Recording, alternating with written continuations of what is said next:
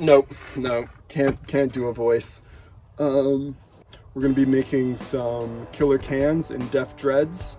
I noticed a lot of the hobby stores around me have shut down in the last decade, so I can't really scratch bash things out of plasticard and the nice like little tiny tubes and stuff.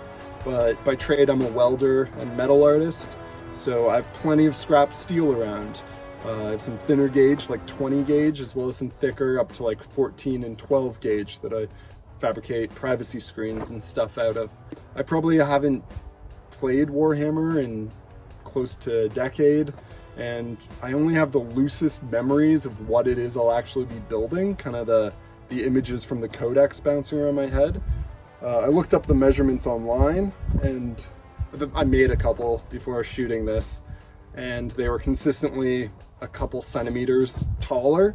So I'm going to try to get that scale down. This isn't really a tutorial, more so as just like a, I don't know, video showing what I'm doing, how I'm doing it. Yeah, the part that I always enjoyed about the hobby was kind of just bashing together old kits.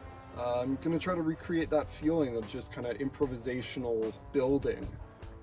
But instead of expensive Games Workshop bits, I've just got a pile of rusty steel. This is the plasma cutter that I'll be using today. Cuts 20 gauge nicely. Anything thicker, it's a bit, kind of just chews through it. And then I've got just a little arc welder that I got from TSC.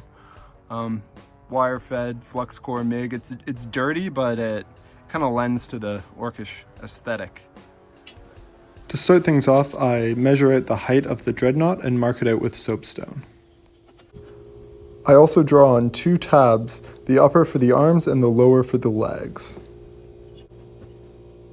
Using my plasma cutter, the first thing I cut is the eye slit, squaring off the corners so that it looks better. Next I cut the arm tabs and the leg tabs and across the bottom of the torso.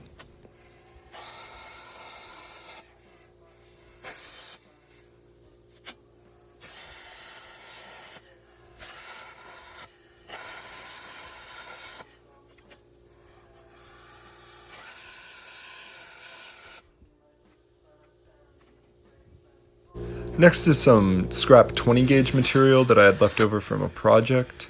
I'm just going to cut out a series of randomly assorted plates and just little bits to weld onto the body of the Def Dread to give it some variation, as well as cover any of the seams.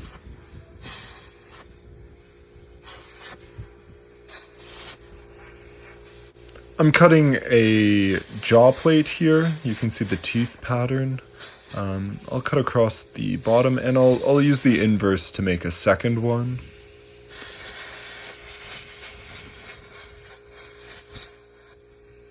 That line that I'm adding there is so that I can later bend it at a 90-degree angle to set the jaws away from the body or the carapace.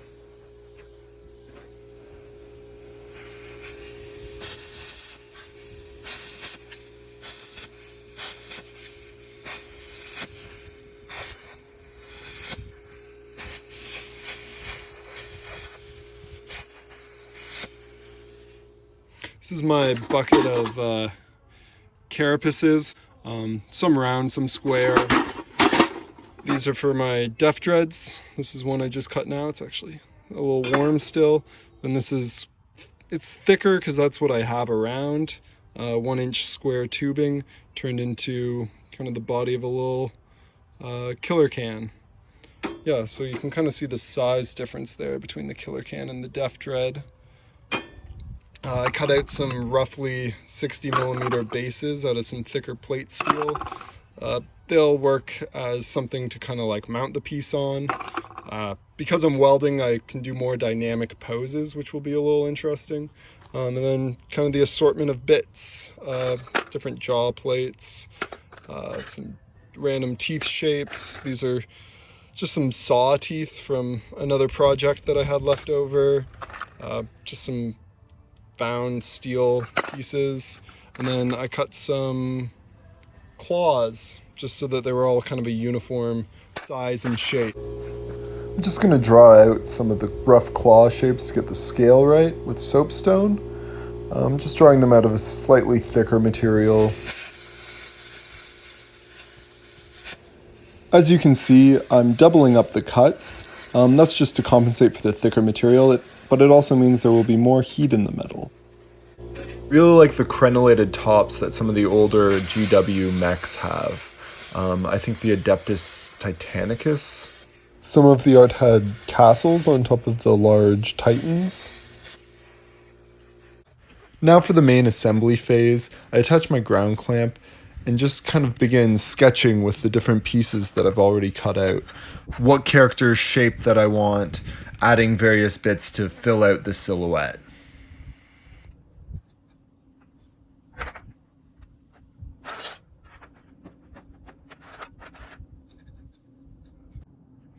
This is where I achieve that flow state where it feels like the project is progressing effortlessly and I can just keep on welding little bits together, building up the form gradually. This goes on for a while.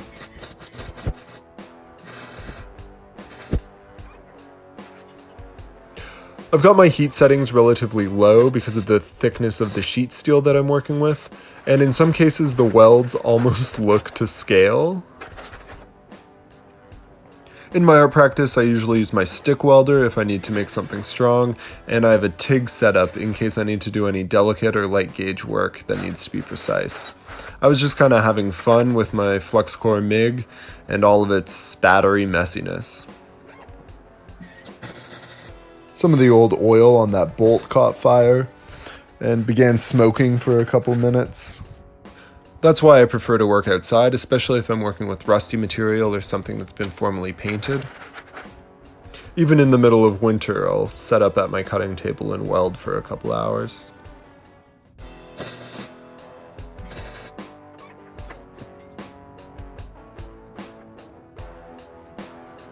This uniquely shaped arm piece is directly from my scrap bin, and I find that it gives the model a lot of character, using things that aren't quite the right shape or don't look quite as perfect.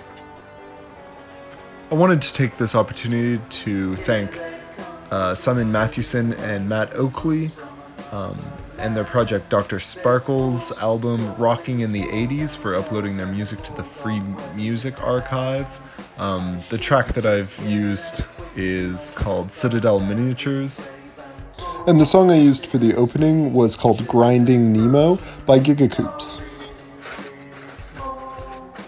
I fill in the top of this model by overlapping various small plates until it's completely enclosed.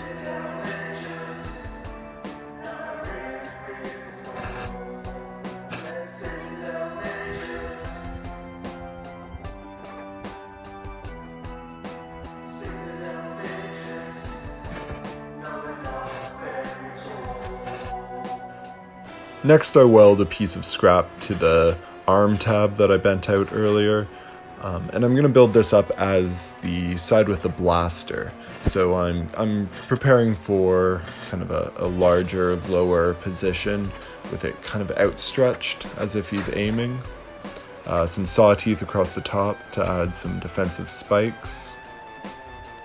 I'm just going to bulk out the forearm with a nut so that it appears to be like a magazine or some sort of housing for the barrel, which you can see me quickly dry fitting, or cold fitting in this case.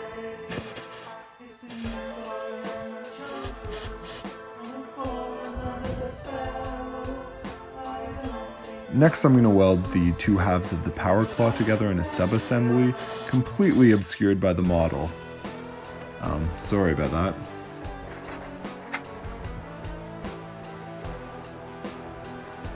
Setting aside the power claw for the time being, I'm going to return to the gun arm.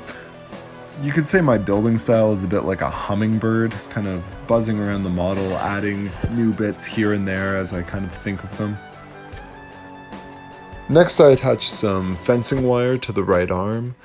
I wanted to kind of mimic a reinforcement for this arm is going to hold the blaster cannon.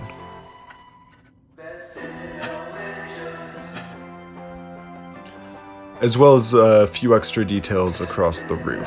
kind of making it look like it's holding the steel plates down.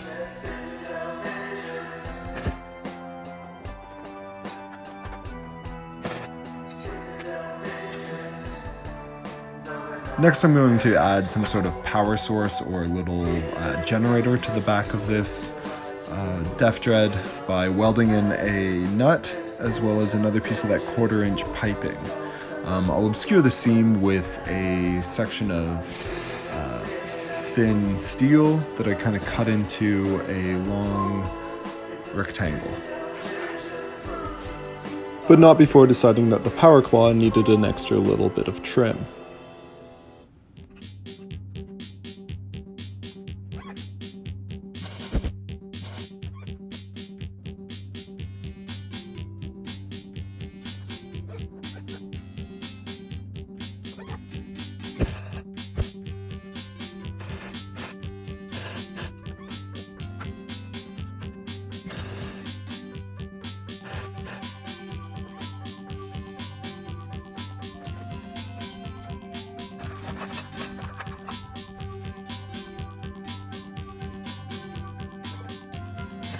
Now to attach the power claw to the left arm, I'm just going to weld it onto the wrist, kind of setting it at a pleasing angle, and then while it's still hot I can kind of move it around a little to get it in a nicer position. And for the right, I'm attaching this short piece of pipe to the kind of reinforced arm that I've created. Straighten it with a pair of pliers while it's still hot, and then turn the camera around so you can get a good look at it from the right side. This is the upper body and arms completed. You can see there's a bit of dirt and welding residue covering the model. I'll wire brush this off eventually, but next I'm going to start working on the legs, Which I'll build out with some smaller diameter rod.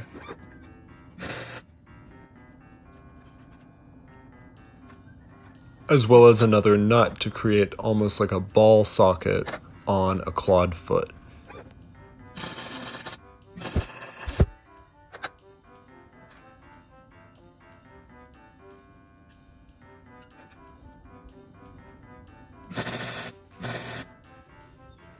And finally, I weld him down to the 60mm base that I had cut.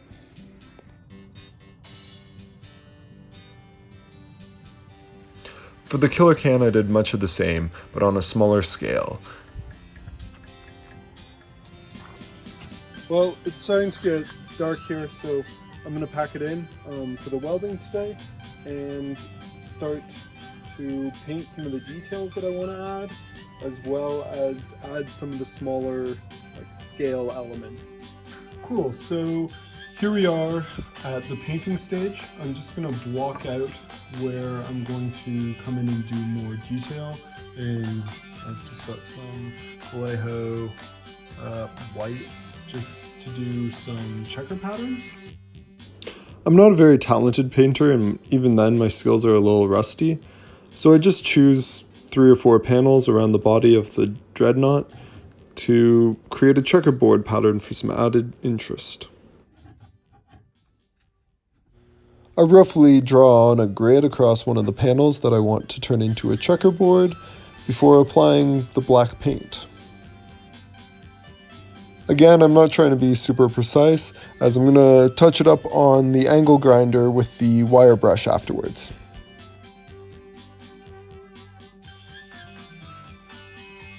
Next, I add a jerry can to the side of the model, as well as hang a small skeleton from one of the spikes over the gun arm. Next, I attach a short length of jewelry chain that I had previously sprayed with a bit of orange spray paint to the support bar on the gun, as well as the top of the shoulder.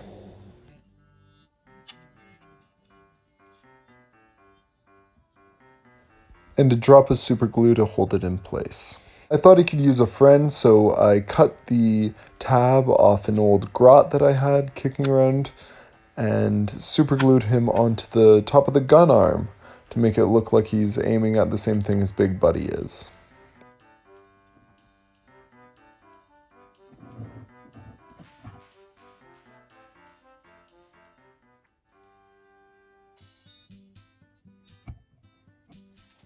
As a final touch, I stuck on some grass tufts to the steel base, just as like a scale detail to literally help ground it into the tabletop world. And a final pirouette with this Dreadnought to show off all of the work. I'm pleased with how this project turned out, and will continue making these. If you have any ideas or suggestions, comment below. If you'd like one of these Dreadnoughts for your own collection, contact me on Instagram. They'll be available to purchase, and I'm also interested in trading for some retro orcs or some grots for future projects. Be sure to subscribe because later this month I'll be showcasing some of my other Dreadnoughts for Orktober. And lastly, this is the super adorable killer can that I made while making the larger Dreadnought for this video. Oh, I feel like my recording style is just re-recording an answering machine over and over again. I also noticed that my orc impression, alright, would be a great like Matthew McConaughey. Matthew McConaughey?